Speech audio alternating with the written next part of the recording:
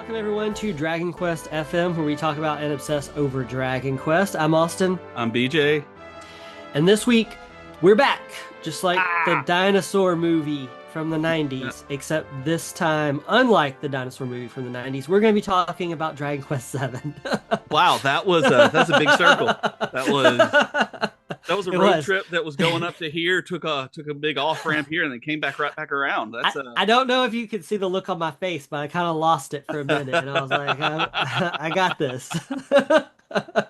I just like it's like a steer into the skid kind of Yep, like just gotta. situation. Yeah, Yep, I'll get you'll it. get there Just eventually. give me a second. Yeah. Yeah, Um, but anyway, we are returning back to our discussion on Dragon Quest VII.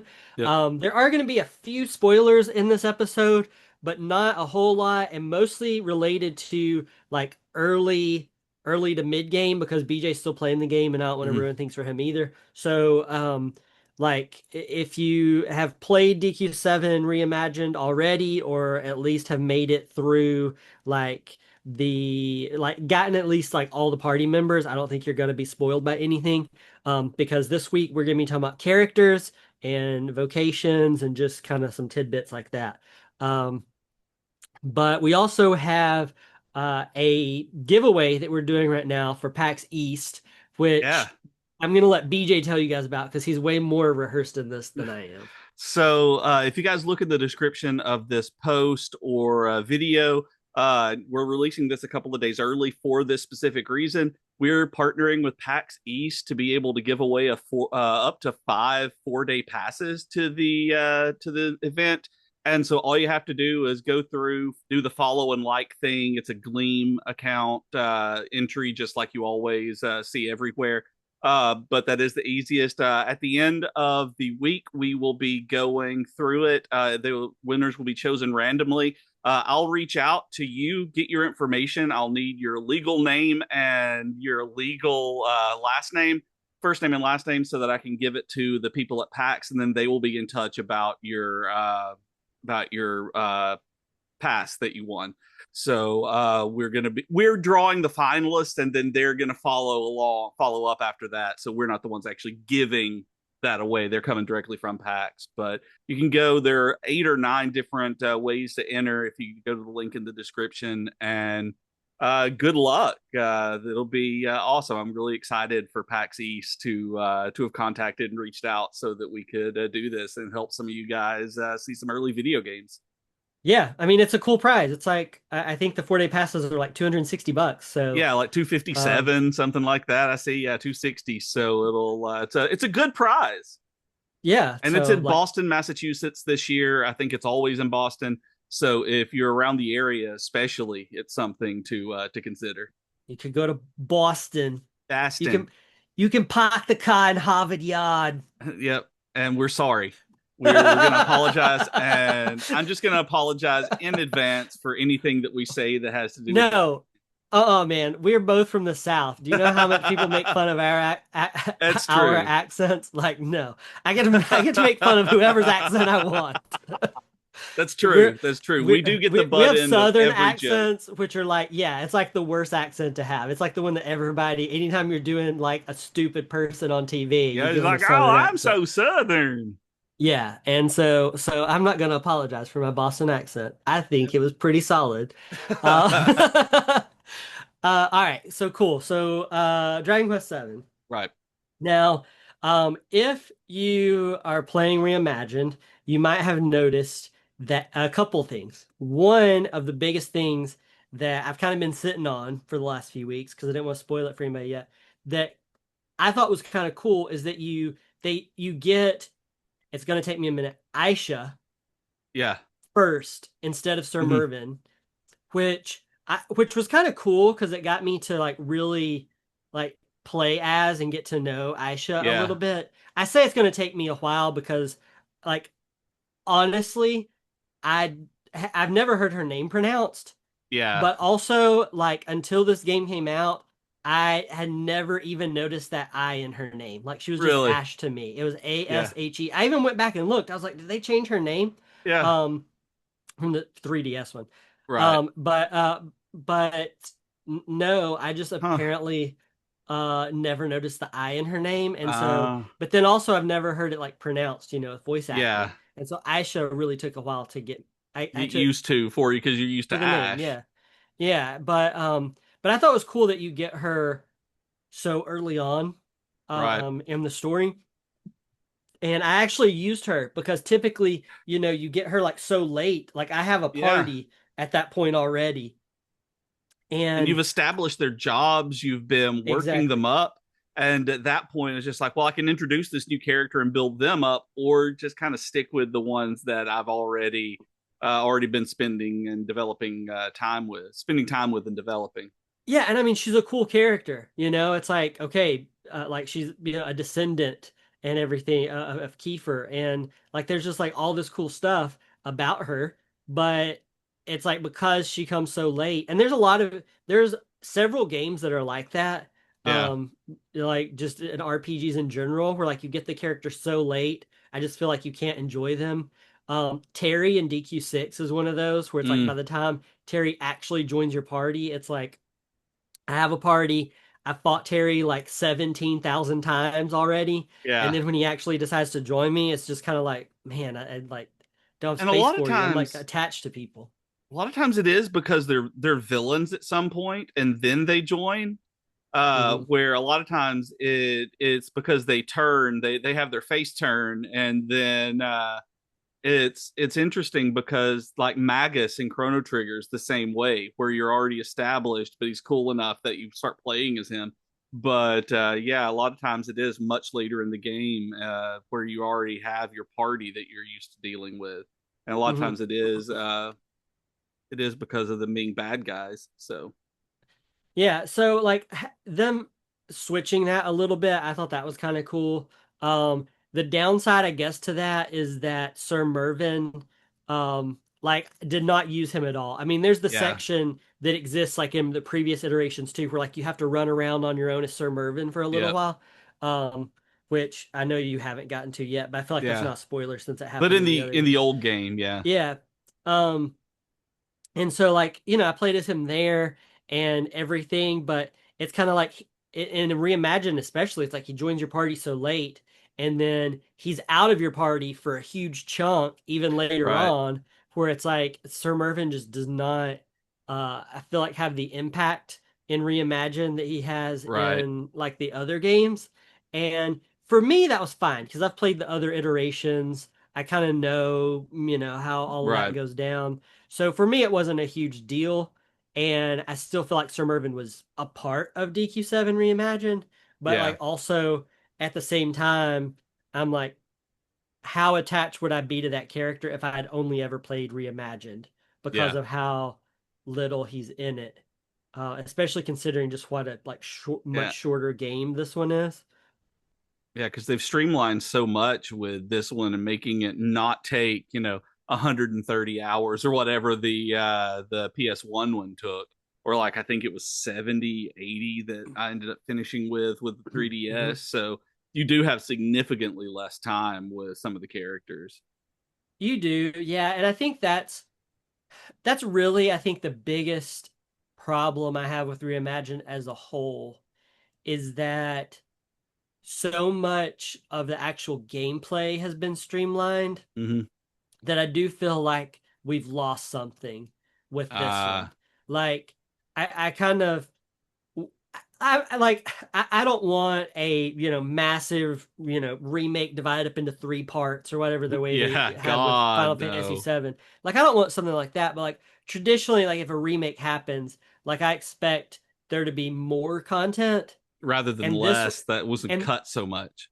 and this one like it doesn't just feel cut. Like at times it feels like gutted. Like it just feels Mm, straight up just like gutted. Like there's like I play. I know you said you're playing on easy, and I mhm. played mine on normal. But like even in normal, like there's items and stuff that I feel like I traditionally had to use in Dragon Quest games that I Yeah, just didn't use. Like and I had tons of them because I would go and collect right. them in the overworld, Hmm. and I'm like, well, don't have to ever use that. And Yep, like moonwort bulbs, like I right. I've I had so many moonwort bulbs from the overworld. I did not use a single moonwort bulb. I never had to. Like there were times when my Yeah. party might have gotten confused or whatever, but either a I could remove it quickly, Yeah. or it was like after a couple rounds, the status Right. effect was removed on its own, and I could just keep going, and it wasn't like a lot of harm was done.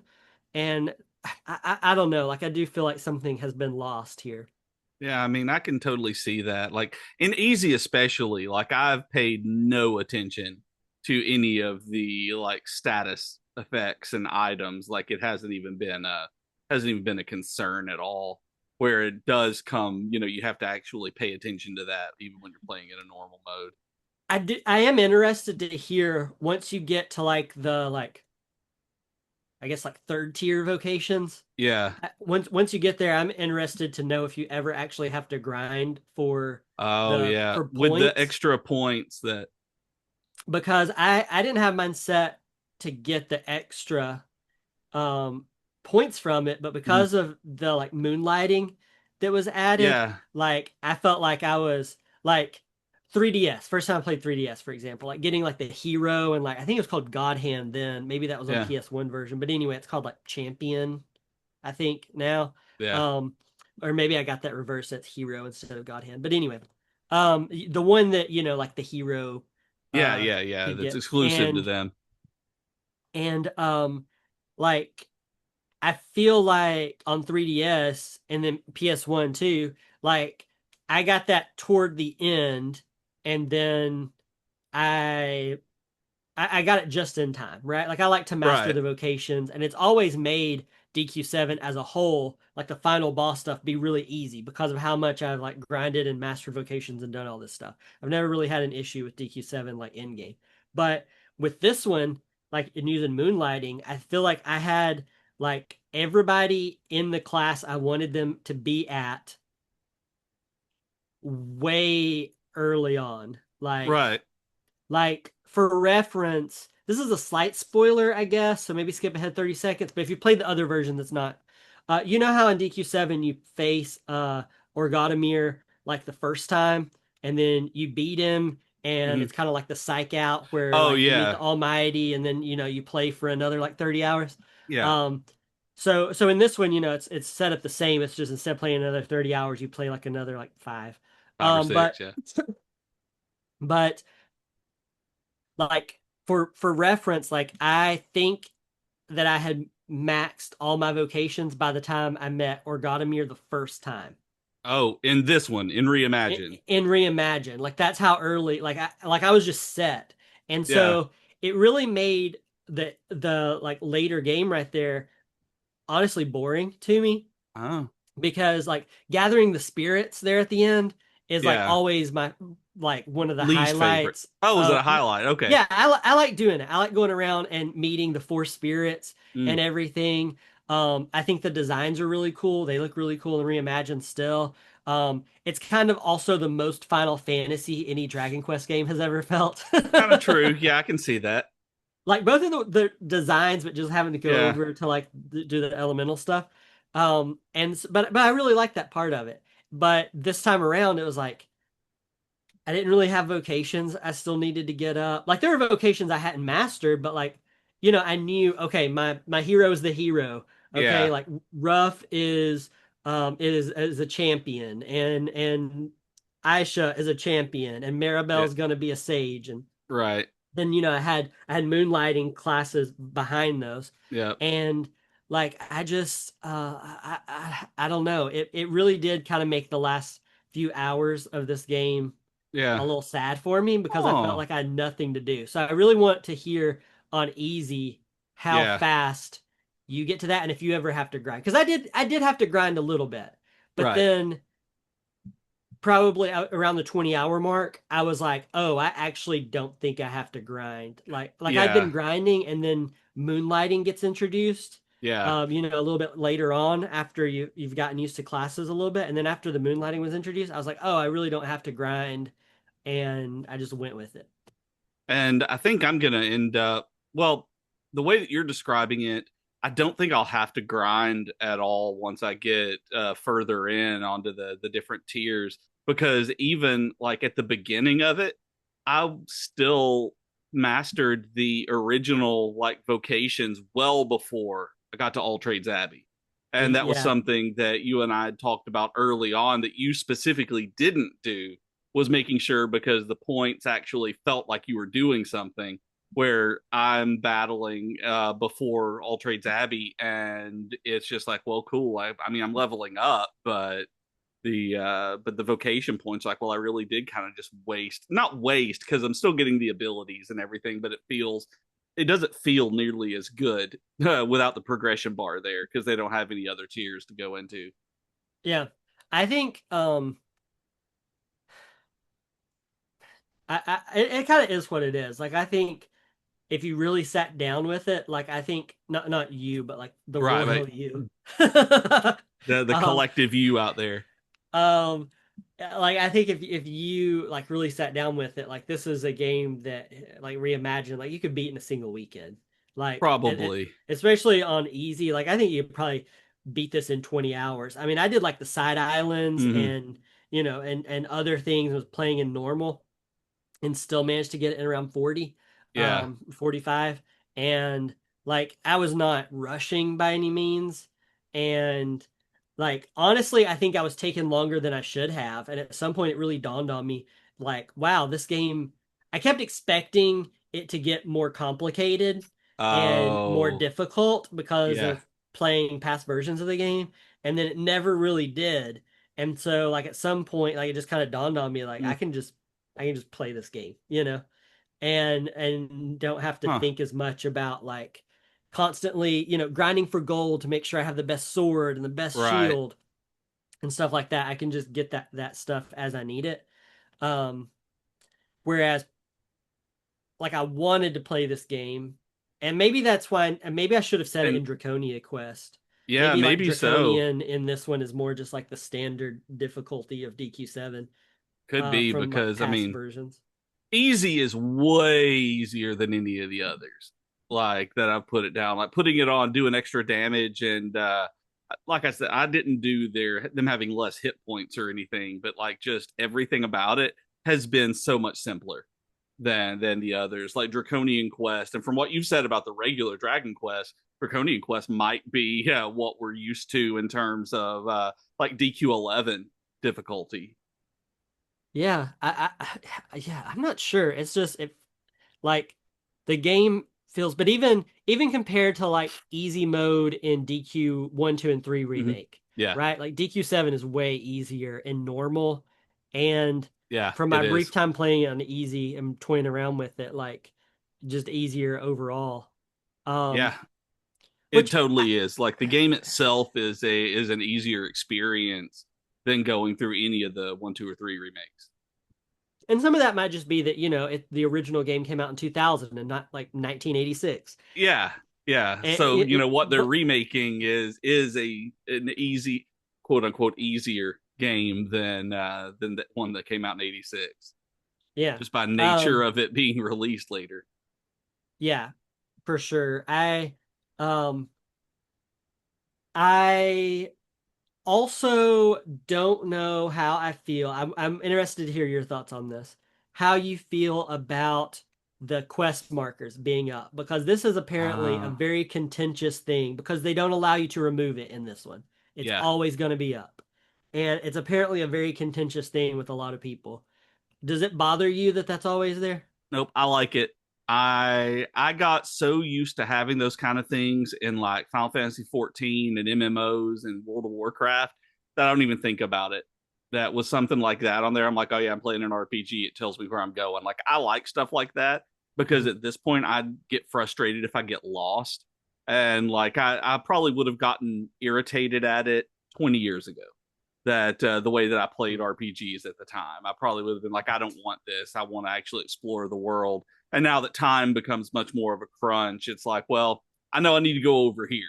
And so, Yeah. like things like the Fire Village, whose name I'm only confusing with D&D right now. It's not Hope Emberdale. now, Emberdale. I was like Mount Hope now, and I'm like, nope, that's D&D. Um, it's not having to go talk to all of the villagers People in before the you go village. in. It just told you where to go, which one to talk to. And I'm like, I appreciate this, because I got frustrated with that in the original one.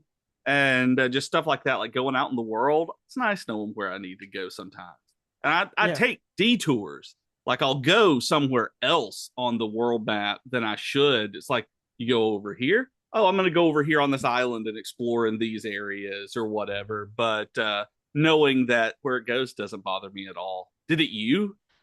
No, it really didn't. I think I'm kind of like you to a certain extent, where it's like I'm used to playing like Final Fantasy 14 or really any RPG from the last like 10 years. Yeah. Where I'm just kind of like I'm used to seeing stuff. I get the complaint that you can't turn it off.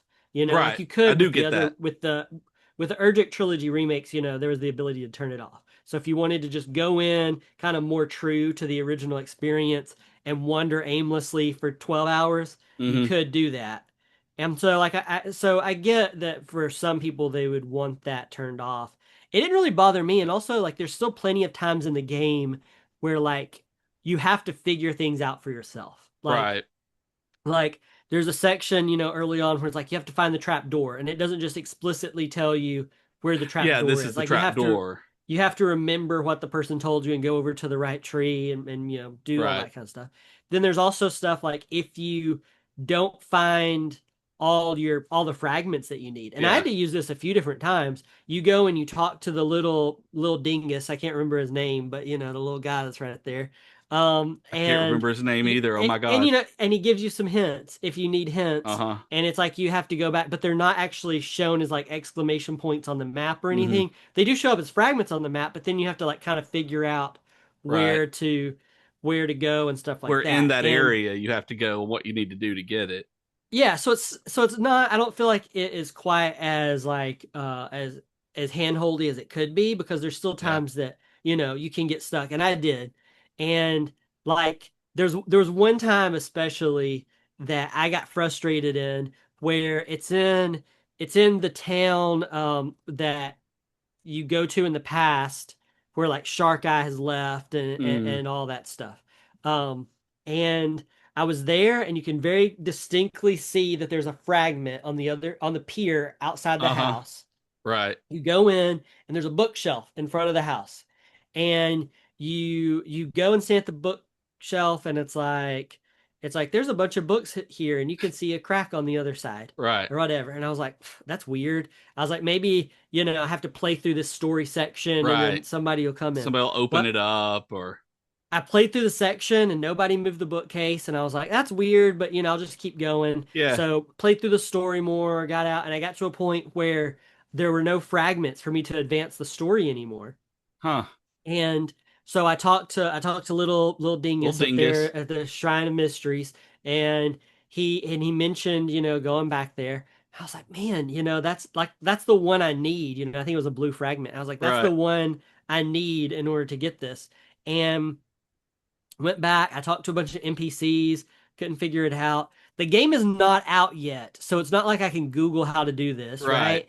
And also, it's different than the The in the old past games. games. Yeah, so I was like, I really was. I was like, man, I'm so stuck here. Like, Yeah. am I just being stupid? Like, have I missed something or what? So I went back to the bookcase again, and hit X or Right. whatever, and it said the same thing, like there's a crack here. I run around to the side of the bookcase to see if I can push it Yeah, or like that's what what the I was deal thinking. is. Like maybe a different spot. But no, you have to click it like 5 times in a row. And then Ah, finally it's like, maybe you could move this if you really wanted to. And then you click it again. It's like, wow. you found a switch. And then you click it again and you're able to push it over. And I was like so frustrated because Because there was I'm no like, indication that this was something that was progressing. That it was the right, same like message over and over again, not a successive series showing that you were making I, progress. initially, yeah, and then Yeah. and then it's like, there might be a switch here, and then you Yeah. click it, and it's like you found a switch, and then but yeah, like the first few times there's nothing, and like especially the first time you go over there, like it doesn't seem like there's anything else. It's just like there's a crack here, and Yeah. then you run away and you come back and you try it again. It says the same thing, and it's like, okay, well, you know, Yeah. whatever. And so I got really frustrated by that one, Yeah. and That would be really frustrating. that's the only one. That one, and there's kind of a riddle in the consortium that gave me a hard Mm, time where you know, like little dingus will even tell you it's there. And you go and it's like there's the stairs in the middle that you can't access.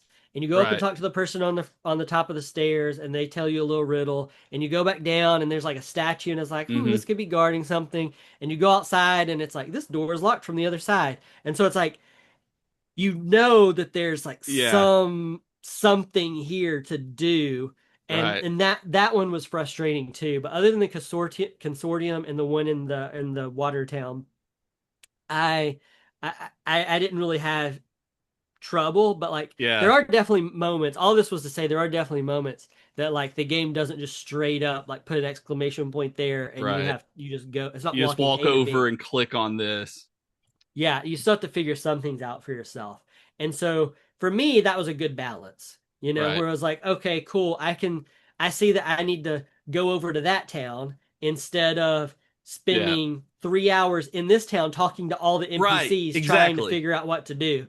Yeah, like I just know automatically, okay, I can go over to that town. Great. Like, that's Yeah. fine. But then when it comes down to like finding fragments or something like that, like you still have to search and go around Yeah. and look. And then if you happen to miss them, you can go and talk to his name's just Dingus now, but you can go and It talk to is. Let's Dingus talk to and he little tells you. dingus. And he tells you all you need to know. And I'm so bad with the NPC names that now every time I see him, I'm gonna think of him as little dingus, and it's Lil dingus because of the way that it has to be. But yeah, I mean, I can definitely see that. That's the kind of thing that I would like about games. That's the thing I like is telling me the area I need to go into rather than I don't think I would like it like in that riddle being just like, oh, you got to go here, you gotta go open this door or something like that. That kind of thing would probably get on my nerves because I'm like, yeah, I'm a smart enough person to know I need to go through the door or I need to go through these doors. Like it still needs puzzles, even if it's going to tell you like the general area. General Yeah, area. and I'm general area. Yeah, and I'm kind of bad. I feel like I'm bad at riddle solving in general. Like there are definitely Yes. times in like Zelda games or like right now I'm playing the Indiana Jones game, which is fantastic, by the way. Have you Is played it? it? I've heard good The Great things. Circle. Yeah. It was on sale on PS5, so I bought it a while back and have Yeah. been playing through it. It's very good, um, but yeah, I've just accepted the fact a long time ago that like puzzles and like riddle solving in games are not Yep. necessarily my strong suit. The only thing I'm honestly worse at is stealth, and it's really funny You because are bad at stealth. In It Indiana is. Jones, you have to be stealthy and you have to solve puzzles. But I love the game anyway. I'm just not very good at it. Um, I'm I'm not bad good at at stealth stealth. either. I have fun with stealth, but like the Spider-Man games, like I really like the stealth sections, but I'm really terrible I at them hate and them. I mess it up every time. Like I I love doing it, but I'm terrible at I this is like a sidetrack here. We'll call it a side quest. it. Okay. But like in years and years and years ago, like when Fallout 3 came out, Mm, like that was a running joke with my friends back then, even because like there'd be sections where like, I need to sneak by or I yeah, could die. And I wouldn't. I would just like I would get caught and guns I would blazing. charge at them with like it was a tire iron, is what I used all the time. I just run at people with a tire iron and like whack them in the face to the point that for Christmas that year, my brother actually got me like an old rusty tire iron. Oh my god, He wrapped a bow around it and gave that to me as Chris for Christmas. good old Um, Micah. That's a good one. yeah, and like that was just like my thing. Like I'm bad at stealth, and I'm really good at whacking people in the face with Mm. stuff and like chugging whatever potion I equivalent used exists in that game. I knock them in the head, I drink a potion, knock them in the head, drink Yep. a potion, and So, run. like, when I was a teenager and in early college, I played Ultima Online a bunch, and we Uh, PvP'd. It was all PvP for us, and so we were both PvPers who did the team stuff with factions, and also complete griefers and player killers, like just killing innocent miners and stealing their stuff. Like it was nowhere, there was no rhyme or reason. I just like murdering people in that game, and I always had potions on me. like I had no shame. Like some people like in that game were like bound to these rules of honor where if they were losing, they were going to end up losing the fight. And I'm like, "Nah, you're not taking my stuff." So Hmm. I kept a bag of potions in my inventory that to the point where my guild gave you could Hmm. have guild titles above your name and mine was run and chug where I would run, hide around the corner of a building, drink a potion, wait on my health to go back up, and then come back out while everybody else was handling I the thought it fight. was Stands in Fire. Did you have two That's World of nicknames? Warcraft. I was Okay. Professor Stands in all the fire in Warcraft. Okay. Uh, and I was running Chug and Ultima Online, and I was Professor Stands in all the fire in World of Warcraft. I'm Gotcha. assuming that I would have the same one. I don't think we ever got to that point where we were. I was that bad about it in Final Fantasy 14, but I was not good. I'm not good at moving out of mechanics. Like it's I something I've been that way for 25 years. And this kind of has a point because Dragon Quest VII Reimagined does have a stealth section late in the game. Right. Um, Did you ruin it too? and no, it is thankfully a pretty easy and Mm, forgiving stealth section, but I'm not ashamed to admit I did mess up. So the way I'm trying to say this without spoiling it for you or people who haven't right. played yet. There's the way it works is there's like guards and they have like a V, shape of light and they Right. turn and you can telegraph, they're where they're going to walk to and stuff like that. Like you can Right. figure all that out. But there's one especially I was needing to go up some stairs and they turn in such a way that looks like I can run up the stairs because this is why I'm Yeah. not stealthy. I want to do everything fast, right? Right. Like Right. You like don't I want to just I wait. You're run not like patient. right. I run around like this in all video games I play. And so like I was just trying to like, run around and turn off everything. And they kept catching me right there. And Right. thankfully, like you like it's pretty forgiving and it's not too hard. So, Yeah. it's easy to just, you go back and you try again. Yeah. And anyway, but it took me about 3 or 4 times. And I know, like in my brain, deep down in my heart, I know if I had just an ounce of patience, A little I bit. would have done it Just on a the little bit. first try, but it took me like 4 times because I had zero patience. You have zero chill when it comes to stealth missions, and I get it. I totally understand. Like I love, but I grew up playing things like Tenchu Yeah. and like one of the first stealth games like that in Metal Gear Solid. So when they were Hmm. brand new, so I have a little more patience for it, but not a lot. Like I still want to keep moving on and hate the patterns sometimes. There's Yeah. a game Mutant Year Zero on the PS4, PS5, so played it on, and there are stealth sections Like on the it that I'm tabletop game? yeah, like the tabletop game. There's a Oh, okay. strategy game that I found when it was on sale at Oh, okay. like Mutant Year Zero. This one, Yeah, yeah.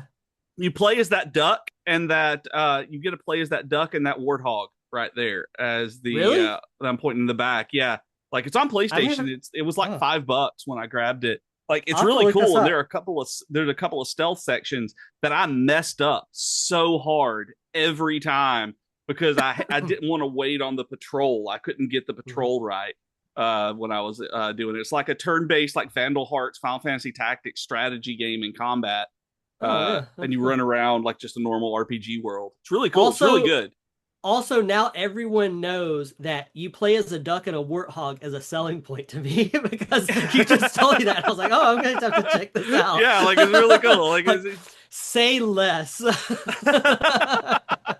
it's really good. It's really fun. It's I didn't know it existed at all. It was been out for years and years now, Huh. but I just Yeah, kind of I ran didn't know that across either. it when there's a PlayStation sale. I will just go like just I scroll do that too. randomly through it, like not Yeah. even looking for anything, just see it, and it caught my eye because I'm like, there's a Mutant Year Zero game, and I like the Yeah. tabletop games, and I really like the Year Zero engine, so I didn't know what kind of game it was, and I love ducks in tabletop games, Yeah. so I'm a That's sucker cool. for it. Yeah. So yeah, I got it.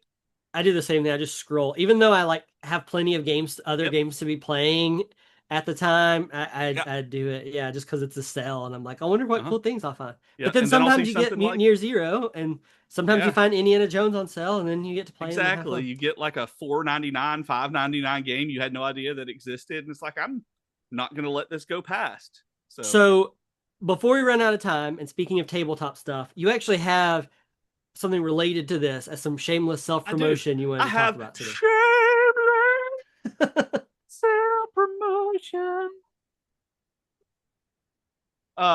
So I do have shameless self promotion. Today marks the launch of a Kickstarter called Heroes of Zuntalis, the Storm of the Shadow Realm. And I'm working on this with Andy from Dice Heads, and it's already funded. It funded in an hour, and it's going to be a D&D 5e 2 hardcover with like 130 miniatures that you can print out, like 15 to 30 of them that you can get as physical minis, and I'm going to be writing the hardcover adventure for this. So it's going to be an adventure that goes from level 1 to level 10 at least. There may be stretch goals to expand it and get side quests and stuff through it. But we are doing that. The link will be in the description below in the show notes, so that if you would like to do that and support me, not Austin, and support me and Andy, the Dice Heads creator. Like, it's really cool. I'm really excited about this project, and I think some of you guys who are interested in tabletop stuff will really like the art style. It's very cartoony and quirky and unique, which is a very Dragon Quest kind of thing. Like, it's anthropomorphic animals, I like these started to ducks say and warthogs. you have to tell us what animals you can play as. That's Like, important. there's a species creation where you can play as any animal, but it's usually like A I got him squirrel. to add ducks in, squirrels, rabbits, even a unicorn. He has a unicorn paladin that he introduced for this one. There's a moose. One of the main ones is a moose fighter that you can get a hero of. The mini is like huge. It looks really really cool. Like his horns, his antlers go like way out. Like, it's very cool, and I would really appreciate it if you guys would go take a look at it in the show notes and consider giving your support on it. You, even for just €1, which is like $1.34 US, you can get a Dracolich STL to print out. So You you had that currency ready to it's go. because I just saw it. Like, I saw it in the window a little while ago and saw the conversion that Kickstarter did. So if Okay. you I was like, guys you had that conversion just like in your pocket, ready to go. yeah, just like haha, conversion card. Yeah, But yeah, so check it out. That would be really awesome. It's called Storm of the Shadow Realm on Kickstarter. So yeah, cool. Well, thank you guys for listening to this week's episode. Don't forget to enter to win passes for PAX East. Be sure to check out BJ's Adventures in Zune Heroes of Tales. Zuntal, Heroes of Here, Zuntalis. Heroes of Zuntalis. Thank you. Yep. But be sure to check that out. It does look cool. He showed me like some art and stuff from it, and it looks really cool. And it's all And from hand the done, no Kickstarter. AI. Yeah. That's the thing, no AI, not ever. Yeah. So support Um, human artists. It does look cool. So check all that out. Let us know how y'all are enjoying Dragon Quest VII Reimagined. Um, we're gonna be gearing up for more like spoiler cast Yep. type discussions really soon. Just giving BJ more time to play it, but also listeners more time to play Mm-hmm. it because you don't want to spoil things for anybody. But let us know how you're enjoying it so far. You can talk to us on Twitter and Blue Sky at Dragon Quest FM, and I'm at those places at Dragon Quest. And I'm at those places as BJK Games. And you can support us on Patreon at patreon.com/DragonQuestFM. And also, the links are in the description for PAX giveaway and for the Storm of the Shadow Realm Kickstarter. So thanks for your support in advance, y'all. Thanks, everybody, and we'll see you next week. Yep. Bye. Bye. Good luck for PAX.